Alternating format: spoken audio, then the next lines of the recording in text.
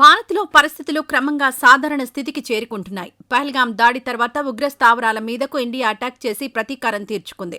అలాగే ప్రతిదాడి చేసిన పాకిస్తాన్ను చిత్తుచిత్తుగా ఓడించింది.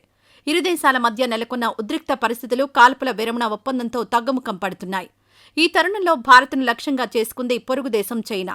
అరుణాచల్ ప్రదేశ్లోని కొన్ని ప్రాంతాల పేర్లు మార్చింది. అసలే పాక్తో యుద్ధంతో గరంగా ఉన్న భారత్ను పేర్ల మార్పుతో రెచ్చగొట్టింది డ్రాగన్ కంట్రీ. దీనిపై కేంద్ర ప్రభుత్వం సీరియస్ అయింది. ఊరుకునేది లేదంటూ వార్నింగ్ ఇచ్చింది మోదీ సర్కార్. అరుణాచల్ ప్రదేశ్లోని కొన్ని ప్రాంతాలకు పేర్లు పెట్టిన చైనా మీద సీరియస్ అయింది భారత్. ఇది వృధా అని, ఇలాంటి అహంకారపూరిత చర్యల్ని సహించేది లేదని స్పష్టం చేసింది. అరుణాచల్లోని కొన్ని ఏరియాలకు చైనా పేర్లు పెట్టినట్లు తమ దృష్టికొచ్చిందని, ఇది వృధా ప్రయత్నమని మండిపడింది ఇండియా. డ్రాగన్ కంట్రీ వ్యర్థ విఫల యత్నాలను తాము గమనిస్తూనే ఉన్నామని స్పష్టం చేసింది. అరుణాచల్ ఎప్పటికీ తమ భూభాగమేనని తేల్చి చెప్పింది. పేర్లు మార్చినంత మాత్రాన నిజాలు మారవంటూ చైనాపై బగ్గుమంది.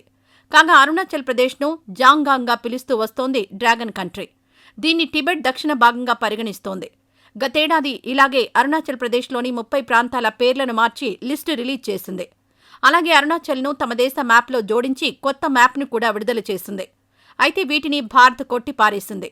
ఈ వీడియో నచ్చితే లైక్ చేయండి. అలాగే మా ఛానల్ ని ఫస్ట్ టైం కనుక చూస్తున్నట్టయితే ఇప్పుడే సబ్స్క్రైబ్ చేసుకుని పక్కనే ఉన్న గంట సింబల్ ని యాక్టివేట్ చేసుకోండి. అప్పుడే మేము పెట్టే ప్రతి వీడియో మీకు నోటిఫికేషన్ గా వస్తుంది. అలాగే ఈ వీడియో పూర్తిగా చూసినందుకు ధన్యవాదాలు.